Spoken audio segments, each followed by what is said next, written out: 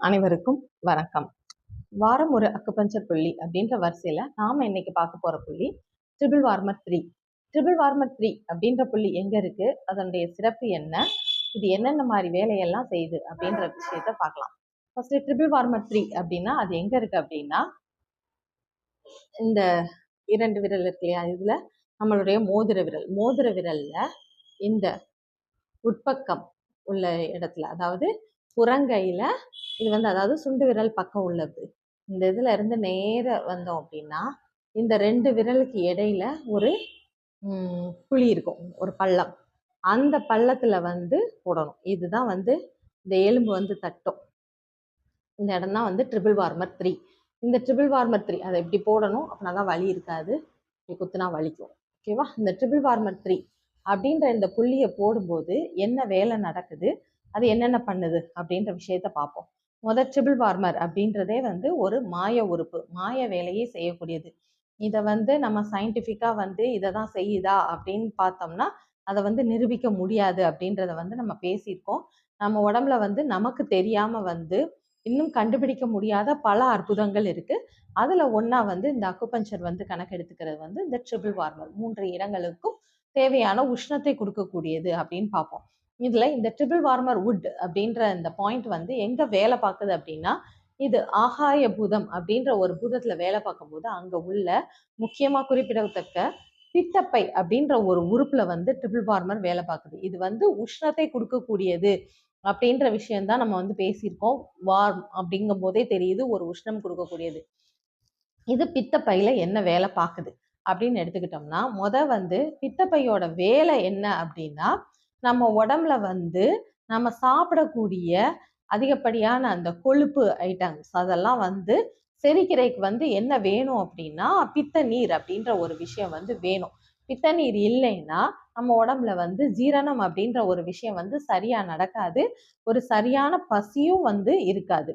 அப்ப இந்த 2 விஷயத்துக்கு வந்து நமக்கு வந்து பித்தப்பையோட தேவை வந்து அவசியமா இருக்கு. அப்ப பசிக்காம நம்ம சாப்பிட்டுட்டு இருக்கும் போது என்ன நடக்குமோ அது எல்லாமே வந்து இந்த பித்தப்பை வந்து பாதிக்கப்பட்டு இருக்கும் போது நடக்கக்கூடிய வேலையா இருக்கும்.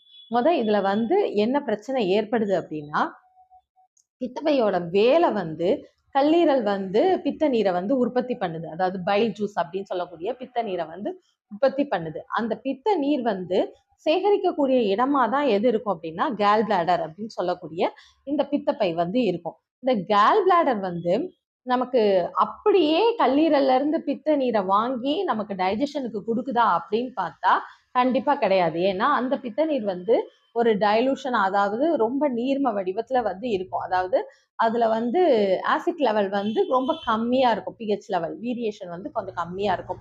ஸோ நம்ம வந்து சாப்பிடக்கூடிய ஃபுட்ல உள்ள கொழுப்பை வந்து கரைக்க இது உதவுது அப்படின்றப்போ இது வந்து ஒரு வீரியம் மிகுந்ததா இருக்கணும், ஒரு ஹை லெவல் ஒரு அமிலம் நிறைந்ததா வந்து இது இருக்கணும். அப்ப வந்து அது என்ன பண்ணும் அப்படின்னா, பித்தப்பை வந்து இப்போ ஒரு நாளைக்கு பித்த நீர் வந்து ஒரு கல்லீரல்னால ஒரு 1500 ml அப்ராக்சிமேட்டா சுரக்குது அப்படின்னா, அதை வந்து என்ன பண்ணும் அப்படின்னா இந்த பித்தப்பை வந்து ஒரு 10 ml வந்து அதை வந்து சுருங்க செய்யுது.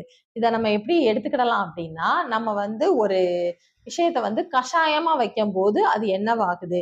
இப்ப வந்து நீங்க வந்து வேப்பிலைய வந்து ஒரு 10 வேப்பிலைய அப்படியே சாப்பிட்றதுக்கும் அதை வந்து இந்த மாதிரி எத்தனை ஒரு 20 பங்கு தண்ணி ஊற்றி அதை வந்து ஒரு பங்கா வத்த வைக்கும் போது அதுல இருக்கிற அந்த கசப்பு லெவலுக்கும் அது வேலை பார்க்குற லெவலுக்கும் வந்து நிறைய வித்தியாசம் இருக்கு. அப்போ அந்த அளவுக்கு அதுல உள்ள சாரங்கள் எல்லாம் வந்து தனக்குள்ள அடக்கி ஒரு வீரியம் மிகுந்ததா வந்து அந்த கஷாயம் அப்படின்ற ஒரு விஷயம் இருக்கும். அதே மாதிரிதான் இந்த பித்த நீரை வந்து ரொம்ப அளவுல வந்து சுருக்கி அதை வந்து ரொம்ப வீரியம் மிக்கதா வந்து ஆக்குது. இதுக்கு வந்து எக்ஸாம்பிளுக்கு என்ன எடுத்துக்கலாம்னா, அப்படியே டைரக்டா வந்து ஒரு ஆசிட்டை ஊத்தணும்னு வச்சுக்கோங்க. ஊத்துனோம்னா அந்த இடத்துல உள்ள அழுக்கெல்லாம் வந்து அவ்வளவு வேகமா கரைஞ்சிரும். அதே நேரத்துல வந்து என்ன செய்யும்னா அந்த தரையும் சேர்த்து அரிச்சிட்டு போகும்.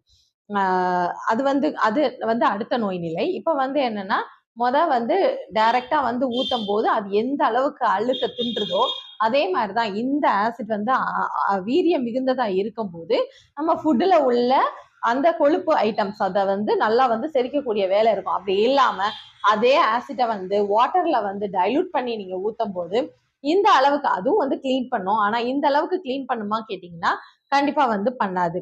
அப்போ இந்த மாதிரி தான் வந்து இந்த டிஃப்ரெண்ட்டை வந்து நம்ம எடுத்துக்கிடலாம்.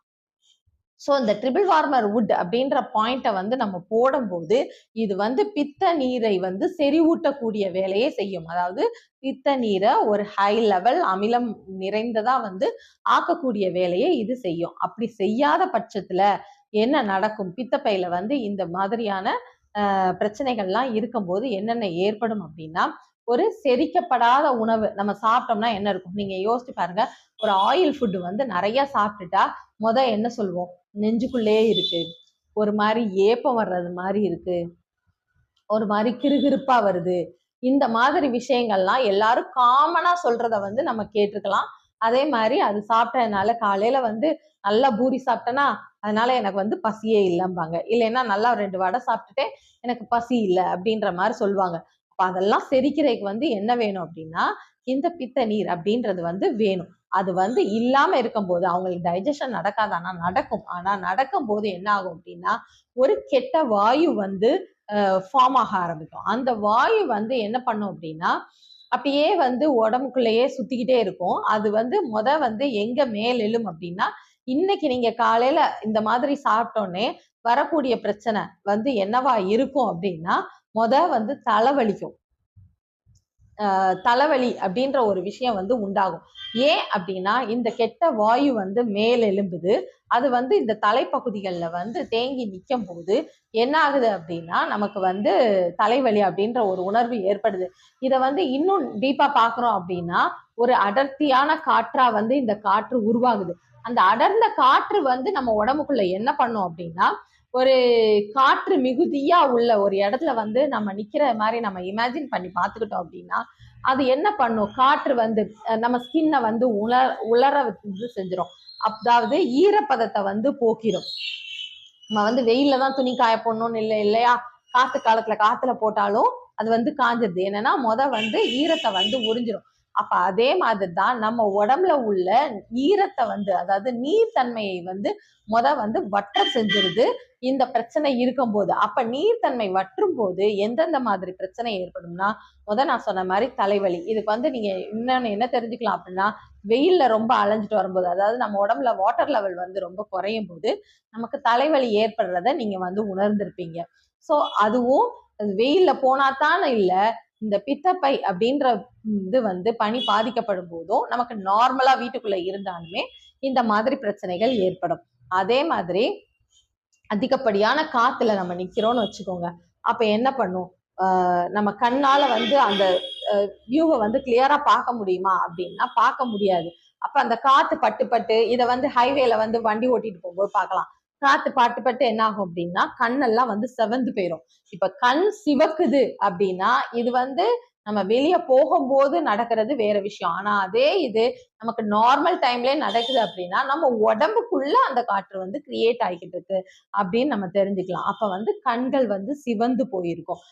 சிவந்த கண்கள் இருக்கும்போது இந்த ட்ரிபிள் வார்மர் 3 அப்படின்ற பாயிண்ட வந்து போடலாம்.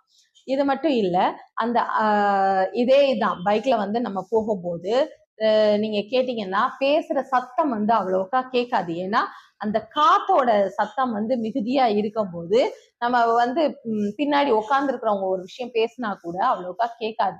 அப்ப அதே மாதிரிதான் நமக்கு வந்து நார்மலாவே காதுல வந்து அந்த கேட்கும் திறன் குறையுது அப்படிங்க போதும் அங்க வந்து உள்ள ஒரு நமக்கு வந்து வாயு வந்து கெட்ட வாயு வந்து உற்பத்தி ஆகிக்கிட்டு இருக்கு. அதனாலதான் வந்து நமக்கு காது கேட்கல. அது வந்து போய் காதை வந்து அடைச்சுக்கிடுது. அதனால நமக்கு வந்து காது வந்து கேட்க மாட்டேங்குது அப்படின்ற விஷயத்தையும் எடுத்துக்கிடலாம். இப்ப இதுக்கெல்லாம் வந்து நம்ம டைரக்டா வந்து காதையோ இல்ல கண்ணையோ வந்து பார்த்தோம்னா இது மாறுமானா கண்டிப்பா மாறாது. இதுக்கு வந்து நம்ம மூலமான பித்தப்பையை வந்து சரி பண்ணணும். அதை சரி பண்றதுக்கு இந்த ட்ரிபிள் வார்மர் 3 அப்படின்ற பாயிண்ட் வந்து ரொம்ப வந்து ஹெல்ப்ஃபுல்லா இருக்கும். அப்புறம் இது மட்டும் இல்லாம இந்த பாயிண்ட் வந்து அமைஞ்சிருக்கக்கூடிய இடம் அப்படின்னு பார்த்தோம்னா இந்த விரல்கள்ல வந்து இருக்கு. அப்போ இந்த கை விரல்கள்ல ஏற்படக்கூடிய பிடிப்பு வந்து காத்து வந்து உருவாகும் போது எங்கெங்கெல்லாம் தேங்கும் அப்படின்னா மூளை முடுக்குகள் உள்ள இடங்கள்ல தான் தேங்கும். அப்படி தேங்கக்கூடியது தான் வந்து இந்த ட்ரிபிள் வார்மர்ல இந்த விரல்கள்ல எல்லாம் வந்து பிடிப்பு ஏற்பட்டுருது, வலிக்குது அப்படின்லாம் சொல்றாங்க இல்லையா? அதுக்கும் வந்து இந்த பாயிண்ட் போடும்போது நல்லா கேட்கும். அதோட இந்த சேனல் வந்து ஏறுறது வந்து இப்படி போய் இங்க வந்து இது ஃபுல்லா வந்து எதுல வந்து முக்காவாசி இருக்கும் அப்படின்னா, நல்லா தோள்பட்டைய ஃபுல்லா வந்து கவர் பண்ணி இருக்கும். நிறைய நோயாளிகள் வந்து அதுலயும் எஸ்பெஷலி வந்து சுகர் பேஷண்ட்ஸ் வந்து என்ன சொல்லுவாங்க அப்படின்னா, எனக்கு கை தூக்க வரல, அப்படியே தூக்கினாலும் இவ்வளவுதான் தூக்கம் வருது, இதுக்கு மேல தூக்கம் வரல, தோள்பட்டை வலிக்குது, இப்படின்ற பிரச்சனைகள்லாம் வந்து நிறைய பேர் வந்து சொல்றாங்க. இந்த பிரச்சனைகள் எல்லாம் வந்து சரிப்படுத்தணும்னா அவங்க வந்து நிறைய எக்ஸசைஸ் எல்லாம் பண்றாங்க வலி வந்ததுக்கு அப்புறம். ஆனா வலி வர முன்னாடியே நாம வந்து நம்மளுடைய பித்தப்பையை வந்து நல்லா வச்சுக்கிட்டோம் அப்படின்னா இந்த பிரச்சனைகள் எல்லாம் வராம நம்ம வந்து பாதுகாத்துக்கலாம். அப்போ இது எல்லாமே இந்த தோள்பட்டை வலி, அப்புறம் முழங்கை வலி, இந்த விரல்கள்ல ஏற்படக்கூடிய வலி, இப்படி எல்லா வலிக்குமே வந்து கழுத்து வலி எல்லாமே இந்த ட்ரிபிள் வார்மர் 3 அப்படின்ற பாயிண்ட் போடும்போது நல்லா வந்து பலன் கிடைக்கும். அதோட மட்டும் இல்லாம இது திரும்ப திரும்ப வந்து நாம் சொன்ன மாதிரி உடல்ல வந்து நீர் சத்தை வற்ற வைக்குது அப்படிங்கும்போது அப்ப நீர் சத்து வற்றிருச்சு அப்படின்னாவே அங்க என்ன ஆகும் அப்படின்னா உடம்பு வந்து பாடி வந்து ஹீட் ஆகும். எப்ப பார்த்தாலும் ஒரு உஷ்ண நோய்கள் பாடி ஹீட் ஆகக்கூடிய ஒரு நோய் வந்து ஒருத்தவங்களுக்கு இருக்கு அப்படின்னா அப்ப வந்து இப்ப பார்த்தாலும் காய்ச்சல் அடிக்கிற மாதிரியே இருப்பாங்க, சரியா சாப்பிட முடியல. அதுலயும் காய்ச்சல் டைம் வந்து நம்ம என்னென்னலாம் சொல்லுவோமோ அதெல்லாம் வந்து நார்மல் டைம்லயே வந்து அவங்களுக்கு இருக்கும். உடம்பு தொட்டாலே ரொம்ப சுடும். இந்த மாதிரி இருக்கக்கூடியவங்களுக்கு எல்லாம் வந்து நம்ம வந்து எதை சரிப்படுத்தணும் அப்படின்னா பித்தப்பை அப்படின்ற ஒரு விஷயத்தை தான் ஃபர்ஸ்ட் சரிப்படுத்த வேண்டியது இருக்கும். இந்த விஷயங்கள் எல்லாம் வந்து சேர்த்து மாத்தும் போது அதாவது அடிப்படை காரணம் வந்து என்னவோ அந்த பிரச்சனையை சரிப்படுத்தும் போதுதான் நான் வெளியே சொன்னேன் இல்லையா அந்த மாதிரி நோய்க்குறிகள் என்னென்னலாம் சொன்னோம், கண்ணு சிவந்திருக்கு, தலைவலி வந்து அடிக்கடி ஏற்படுது, காதுல வந்து பிரச்சனை இருக்கு, நிறைய வந்து ஹீட் சம்பந்தப்பட்ட டிசீசஸ் இருக்கு, தோள்பட்டையில வலி இருக்கு, கை விரல்கள்ல பிடிப்பு இருக்கு, இப்படி இத்தனை விஷயங்களையும் வந்து சரிப்படுத்தணும் அப்படின்னா நம்ம இந்த ஒரு ஆர்கனை சரிப்படுத்தினா போதும், இது எல்லா விஷயங்களுமே சரியாகும். அக்குபஞ்சர் அப்படின்ற ஒரு மகத்தான மருத்துவத்தை அனைவரும் பயன்படுத்தி பலன் பெற வேண்டும் என்று கேட்டுக்கொள்கிறேன். நன்றி, வணக்கம்.